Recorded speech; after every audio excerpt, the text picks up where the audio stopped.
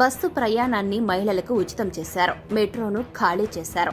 మరిప్పుడు మెట్రో ఎలా నడుస్తుంది, దేశం ముందుకు ఎలా సాగుతుంది అంటూ ప్రధాని మోదీ కర్ణాటక, తెలంగాణలో అమలవుతున్న మహిళలకు ఉచిత బస్సు ప్రయాణం పథకం పైన పరోక్షంగా విమర్శలు గుప్పించారు.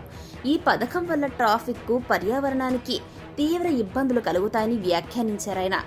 అసలు ఎన్నికల కోసం రాష్ట్ర ఖజానాను ఖాళీ చేసే హక్కు ఎవ్వరికీ లేదని ఆయన తేల్చి చెప్పేశారు. రేవంత్ సర్కార్ మహాలక్ష్మి పేరిట ప్రవేశపెట్టిన ఈ పథకం వల్ల హైదరాబాద్ మెట్రోకు నష్టాలు వస్తున్నందున 2026 తర్వాత మెట్రోను విక్రయించే యోచన ఉందని ఎల్ఎన్టీ ప్రెసిడెంట్ శంకర్ రామన్ ఇటీవల ఒక ఇంటర్వ్యూలో పేర్కొన్న సంగతి ప్రతి ఒక్కరికి తెలిసిందే. ఇండియా టుడే ప్రతినిధి ప్రధాని మోదీని ఇంటర్వ్యూ చేసినప్పుడు ఆ అంశాన్ని ప్రస్తావనకు తేగా ఒక నగరంలో మెట్రో రైళ్లు అందుబాటులోకి తెస్తారు, అంతలోనే ఎన్నికల్లో గెలవడం కోసం మహిళలకు ఉచిత బస్సు పథకం హామీ ఇస్తారు, అంటే మెట్రో ప్రయాణికుల్లో 50% తగ్గించేసినట్టే అని మోదీ వ్యాఖ్యానించారు.